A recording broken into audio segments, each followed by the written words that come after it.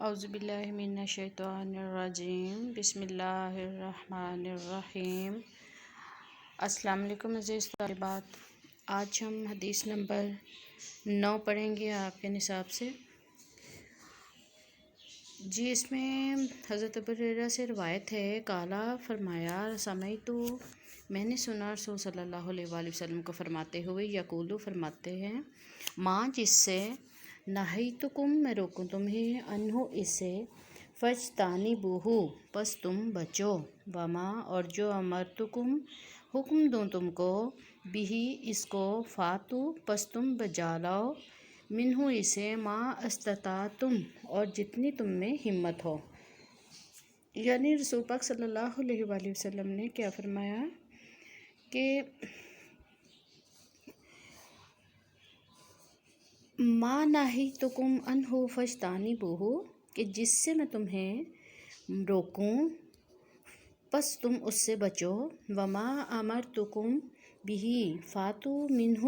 ما استطعتم اور جس چیز کے کرنے کا تمہیں حکم دوں پس تم اسے اپنی ہمت کے مطابق بجا لاؤ۔ فَإِنَّمَا پس صرف أَهْلَكَ الَّذِينَ ہلاک ہوئے بہت سے لوگ، وہ جو من سے قبلکم تم سے پہلے، کثرتن بہت زیادہ، مسائلہم اپنے سوالات، و اختلافہم اور ان کے اختلاف کی وجہ سے، علی پر انبیائہم اپنے انبیاء سے۔ اور آگے کیا فرمایا کہ فَإِنَّمَا أَهْلَكَ الَّذِينَ مِن قَبْلِكُمْ كَثْرَةُ مَسَائِلِهِمْ پس تم میں سے بہت سے لوگ ہلاک ہوئے کس وجہ سے؟ اپنے بہت زیادہ سوالات کی وجہ سے، وَاخْتِلَافِهِمْ عَلَىٰ أَنْبِيَائِهِمْ اور اپنے انبیاء کے ساتھ اختلاف کی وجہ سے۔ رواہ البخاری والمسلم، اسے مسلم اور بخاری اور مسلم نے روایت کیا ہے۔ تو اس حدیث پاک میں حضور صلی اللہ علیہ وآلہ وسلم نے تو یعنی سب سے پہلے جو اس حدیث پاک میں ہے وہ یہ فرمایا ہے کہ اطاعت رسول صلی اللہ علیہ وآلہ وسلم کے بارے میں، کہ جس چیز کے، جس بات کے، جس کام کے کرنے کا حکم حضور صلی اللہ علیہ وسلم یعنی خود دیں، اس سے تم کرو، اور جس بات سے وہ تمہیں روکے اس سے منع ہو جاؤ۔ یعنی کہ رسول پاک صلی اللہ علیہ وسلم کی اطاعت کے بارے میں یہ حدیث ہے۔ قرآن پاک میں بھی بہت سارے مقامات پر، پہلے احادیث میں بھی آپ نے اللہ کے ساتھ ساتھ رسول صلی اللہ علیہ وآلہ وسلم کی اطاعت کے بارے میں پڑھا ہے۔ اس حدیث پاک میں بھی یہی چیز آ رہی ہے بار بار، اور اس میں وہی پھر قرآن پاک کا میں آپ کو یعنی کہ ارشاد ربانی بتاتی ہوں کہ اس میں سورہ حشر میں بھی یہ بیان کیا گیا، وَمَا آتَاكُمُ الرَّسُولُ خُذُوهُ فَخُذُوهُ وَمَا نَهَاكُمْ عَنْهُ فَانْتَهُوا اور رسول صلی اللہ علیہ وآلہ وسلم جو تمہیں دیں اسے لے لو، اور جس چیز سے روک دیں اس سے رک جاؤ۔ مَن یُطِیعِ اللَّهَ وَرَسُولَهُ فَقَدْ فَازَ فَوْزًا عَظِیمًا۔ تو سورہ نساء میں یہ بیان کیا گیا کہ جس نے اللہ اور اس کے رسول کی اطاعت کی، اس نے بہت بڑی مراد پا لی۔ لَقَدْ كَانَ لَكُمْ فِي رَسُولِ اللَّهِ أُسْوَةٌ حَسَنَةٌ سورہ احزاب میں بھی بیان ہے، اللہ پاک نے فرمایا، بے شک رسول اللہ صلی اللہ علیہ وآلہ وسلم کی زندگی میں تمہارے لیے بہترین نمونہ ہے۔ تو اب یہ ہے کہ حضور صلی اللہ علیہ وآلہ وسلم چونکہ مفسر قرآن تھے، قرآن پاک میں جو لکھا جاتا تھا آپ نے اسے عملی طور پر کر کے دکھایا، یعنی عمل کر کے دکھایا، اس کے اوپر فعلی اپنی مثالیں قائم کی۔ حضرت عائشہ رضی اللہ تعالیٰ عنہ کا فرمان تھا کہ حضور صلی اللہ علیہ وسلم جو ہیں وہ چلتا پھرتا قرآن ہے۔ تو اس لیے حضور صلی اللہ علیہ وسلم کے احکامات کی پابندی کرنا، اس کو ماننا، اس کے مطابق عمل کرنا، اور جس کام کے کرنے کا حکم دیا گیا ہے اس کو کرنا، اور جس سے روک دیا گیا اس سے رک جانا مسلمانوں کا فرض ہے۔ اس کے بعد دوسرے نمبر پہ اس حدیث میں یہ بیان کیا گیا ہے کہ انبیاء سے سوالات جو ہیں وہ بہت زیادہ نہ کیے جائیں، چونکہ اس وقت حضور صلی اللہ علیہ وسلم نے اپنے بارے میں بھی فرمایا کہ جب میں اپنے یعنی خاموش بیٹھا ہوں، یا بعض چیزیں ایسی ہوتی ہیں کہ ان کے اس وقت حضور صلی اللہ علیہ وسلم پر وحی نازل ہو رہی ہوتی ہے، تو آپ صلی اللہ علیہ وسلم نے اپنے صحابہ کرام سے فرمایا کہ مجھ سے بیجا سوالات نہ کیا کرو۔ ہو سکتا ہے کہ کئی دفعہ یعنی بے خیالی میں یا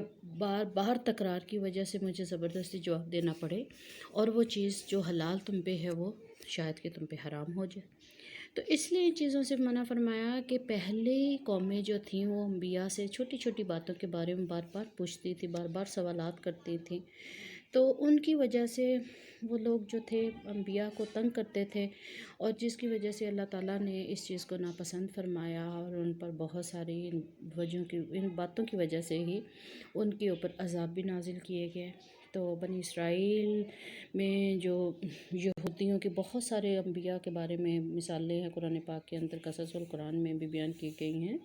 کہ جو یہودی تھے وہ اپنے انبیاء سے بار بار مختلف، جیسے ایک آپ کو مثال کے طور پہ بتاؤں کہ سورہ بقرہ میں ہمارے جو سلیبس میں بھی ہے، اس سورہ بقرہ میں بھی آپ نے آگے ابھی وہ آیات میں دیکھ پڑھیں گی کہ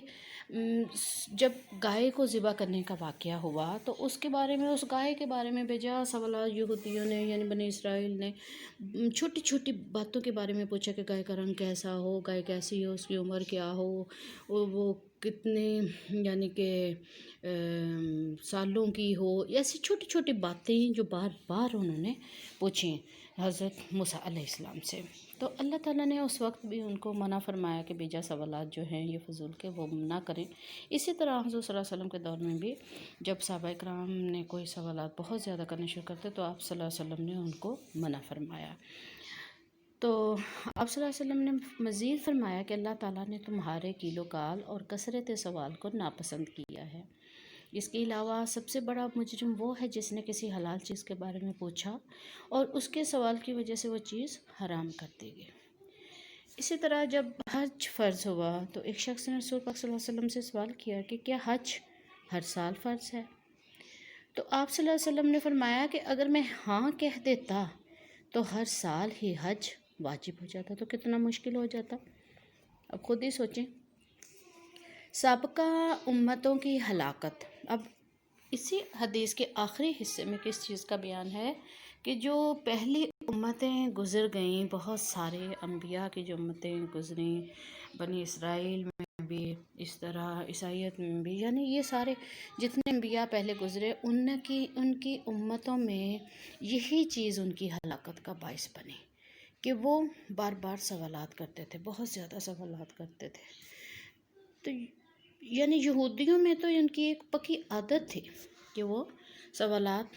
چھوٹی چھوٹی باتوں پہ، یہی جو میں نے پہلے بھی آپ کو گائے کا بھی واقعہ سنایا ہے، اس کے بارے میں بھی اور بھی بہت ساری ان کی مثالیں ہیں اس کے اندر کہ جن کے بارے میں وہ سوالات کرتے تھے۔ اور اسی طرح حضرت نوح کے دور میں بھی، حضرت یحییٰ کے دور میں بھی، اور اسی طرح بہت سارے انبیاء کے بارے میں کہ وہ قومیں جو تھیں ان کی وہ بار بار سوالات کرتی تھی، اور جن کی وجہ سے بہت ساری باتیں جو تھیں وہ غلط ہو جاتی تھیں ان کی، اور اس میں یعنی وہ لوگ سوالات پہ سوالات کرتے تھے اور جو انبیاء کرام کہتے تھے اس کو وہ مانتے نہیں تھے۔ تو یہ جو حل و حجت اور مختلف قسم کے بہانے بازیاں ہوتی تھیں ان کی اس بات کو، اس کے حکم کو، نبی کے حکم کو نہ ماننے کی، تو اس وجہ سے وہ لوگ جو تھے ان پر اللہ تعالیٰ نے عذاب نازل فرمائے۔ جی، تو اگلی حدیث ہماری، اس کا تھوڑا سا آج ہم ترجمہ پڑھ لیتے ہیں کیونکہ ٹائم شارٹ ہے، پوری مکمل نہیں پڑھ سکیں گے۔ حدیث نمبر 10 ہے، اس میں قال رسول اللہ صلی اللہ علیہ وسلم، رسول صلی اللہ علیہ وآلہ وسلم نے فرمایا، ان اللہ تعالیٰ طیبٌ، کہ اللہ تعالیٰ پاک ہے، لا یقبل، وہ قبول نہیں کرتا، الا طیبہ، پاکیزہ چیزوں کے سوا، وَإِنَّ اللَّهَ تعالیٰ امر المومنین، اور بے شک اللہ تعالیٰ نے حکم دیا مومنین کو، بما امر بہ المرسلین،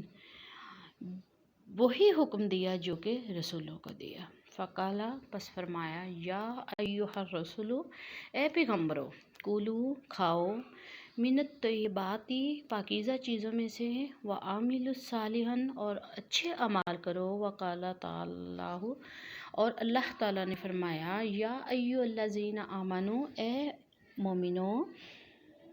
یا اے ایمان والو، کولوا من طیبات ما رزقناکم، اور جو چیزیں ہم نے تمہیں رزق دی ہیں ان میں سے پاکیزہ چیزیں کھاؤ۔ ثم ذکر الرجل، پھر ذکر کیا اس آدمی کا، یطیل السفر، جو کہ لمبا سفر کرتا ہے، اشعث اغبرا، بکھرے بالوں سے، غبار آلود، یمد یدیہ الی السماء، اور وہ بکھرے بالوں سے اور غبار آلود چہرے والا ہے، جو اپنے ہاتھ آسمان کی طرف پھیلا کر کہتا ہے یا ربی یا ربی، اے میرے رب اے میرے رب، ومطعمہ، اور اس کا کھانا حرام حرام ہے، ومشربہ، اور اس کا پینا حرام حرام ہے، وملبسہ، اور اس کا پہننا